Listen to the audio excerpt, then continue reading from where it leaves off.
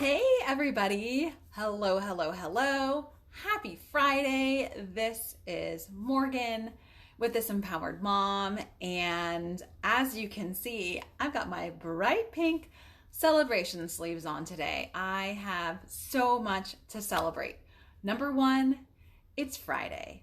Number two, I spent an amazing 45 minutes with my dear friend Lori from Secrets of Supermom, recording a podcast, and I am so excited to be able to share that with you. If you do not follow Lori at Secrets of Supermom, she is so much fun, such a sweet, amazing person, and has so many helpful bite-sized tips and nuggets and life hacks for busy moms. So we had a great time chatting this morning. The sun is shining. I am back at home after an awesome vacation that I will share more with you about in a blog. And I'm here talking with you. It's been so long, 3 weeks almost, since I've been live with you with an episode of The Experiences That Made Me, which is a summer live series that I'm doing. I'm coming at you with a little different perspective in my office. I know what you're thinking. I'm going to take screenshots and try to figure out what's going on in the background. It's not fun. It's a chair and a desk. And anyway, I was kind of tired of sitting in an office chair. So here I am, and I have a really important message to share with you today.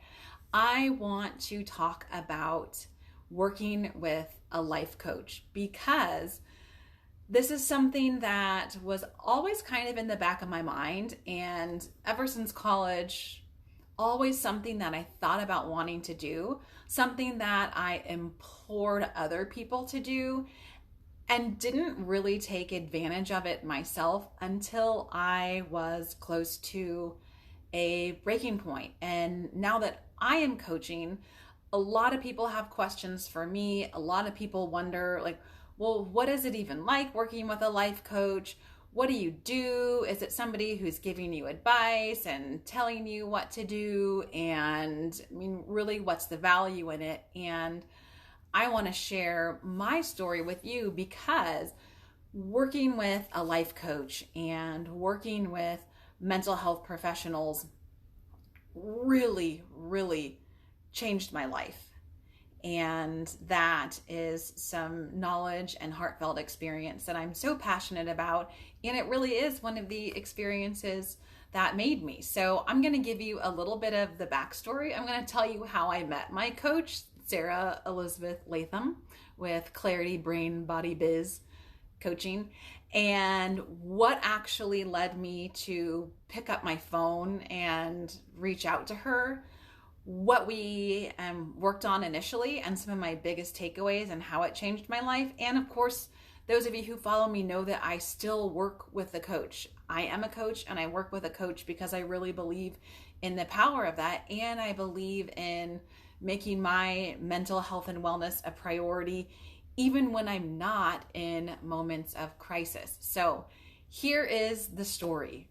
Several years ago, before COVID, my neighborhood had a girls' night each month that we would plan, and one of my friends planned a wreath making party. Now, I do not consider myself to be artsy. I get nervous at painting with a twist, that I'm not going to do a painting that looks anything like the painting that they're doing, even though they're taking me step by step. So a wreath making party was completely out of my comfort zone, but my neighbor and friend was going. I thought, you know what? I would love a wreath to have on my door for the holidays. So I'm going to go, because what's the worst that can happen? I'm going to spend an evening with my friends.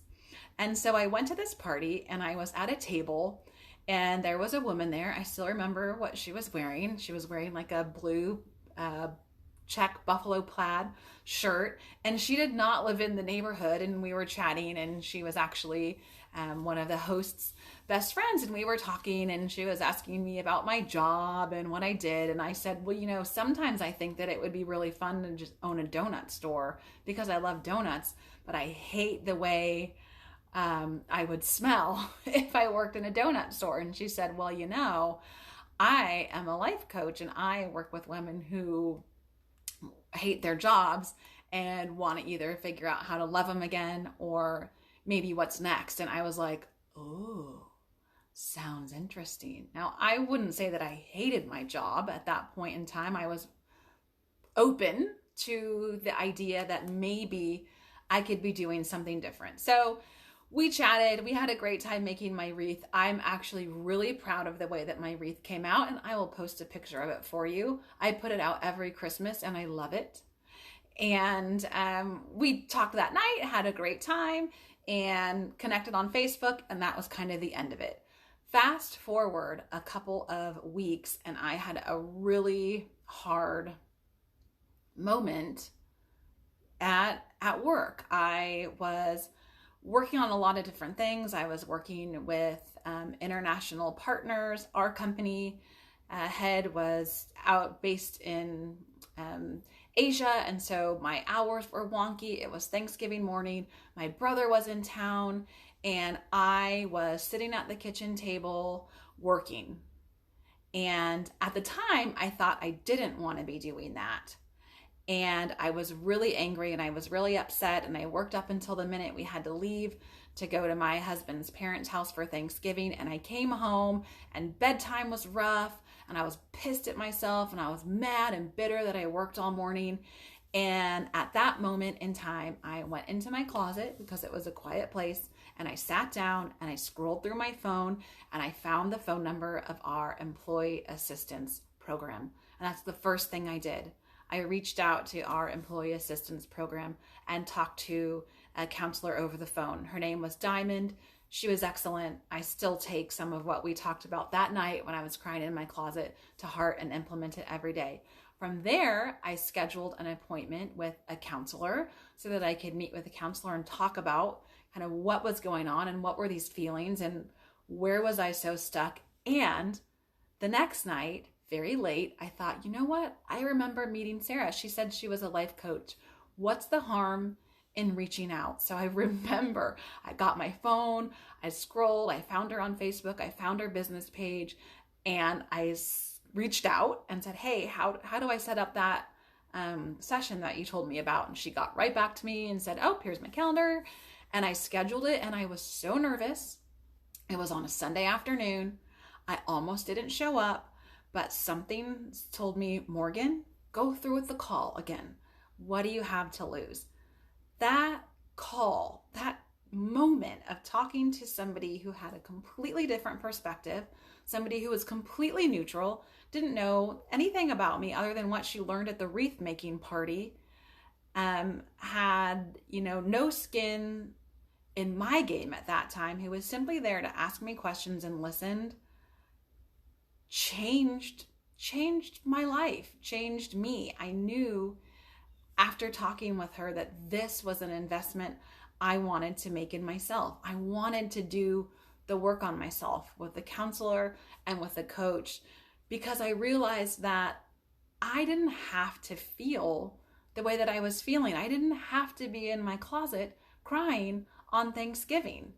And so throughout the weeks in our work together, one of the first and most valuable things Sarah helped me to see is that I have choices. We have choices. I was so stuck in this, I have to and I should, and going a million miles an hour. And she really, through listening and careful questioning, helped me to see that I did have choices, and I thought I had to be doing things. And some of the things that I thought I had to be doing, in some way, shape, or form, I wanted to be doing because they were serving me. And maybe it was those things that I thought I wanted to be doing that weren't really serving me in the way that I wanted them to. So what does a coach do? What did those sessions look like? I thought going into it that I was going to get advice. I was like, sweet,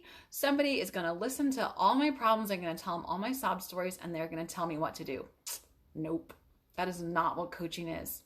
She did not tell me what to do. Interestingly, the counselor that I met with did kind of tell me what to do to a greater extent than Sarah did. And really, what Sarah and I did together was she listened, she asked inquisitive questions, she made me aware of things or notice things or be mindful of things that I hadn't even considered in the realm of possibility for myself. And what I came out of those sessions and our time together with was kind of a new sense of self, more confidence, more security in who I was. I knew that emails that I received from clients at the time, my corporate clients, I could let them make the hair on the back of my neck stand up. I could let myself stew about them for hours and hours and hours, or I didn't have to.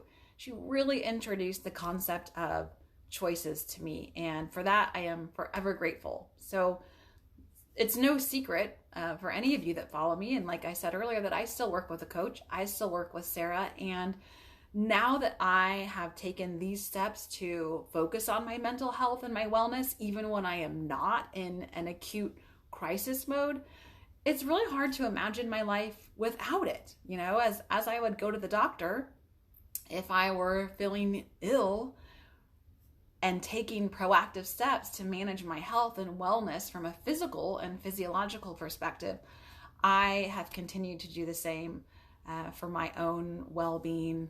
And I think it's made me, like I said, a more confident, a more caring, a more compassionate person, and a better role model to my kids, because now they see somebody who maybe isn't happy all the time and is okay with that, and who has the confidence to stand up for herself when there is something that she could be doing that I could be doing differently. And so that's what I have to say about working with a coach. If you have any questions, I would love to talk to you. You know me, I love to chat. I love to listen. I love to hear your stories. So please reach out. Working with a coach is definitely one of the experiences that made me. And moving on, I want to share with you some really exciting things that are coming up for This Empowered Mom. I am going to be launching another sustainable self-care challenge. I am so passionate about sustainable self-care and self-care looking different than the way that we see self-care in the media. So this is 7 days. It's completely free for focusing on you and resetting your mindset about what self-care is, what it looks like, how to do it, because the truth is that there's not really a right or a wrong way to do it, because sometimes it's actually not about the doing. Pro tip there. And I would love to have you join me. It's going to be fun. We're going to have, confetti, because I think self-care is something to celebrate. And I would love for you to join me in this 7-day challenge, and we can walk alongside each other and hold ourselves accountable for our own health and well-being. So for more information, you can click on my bio. There's a link there, or you can check out my website, which is www.thisempoweredmom.com, and you can find the menu button for self-care challenge, and you can sign up right there. I hope to see you in that challenge, and I am wishing you a wonderful, empowering, and amazing weekend. Have a great rest of the day, everybody. Take care. Bye.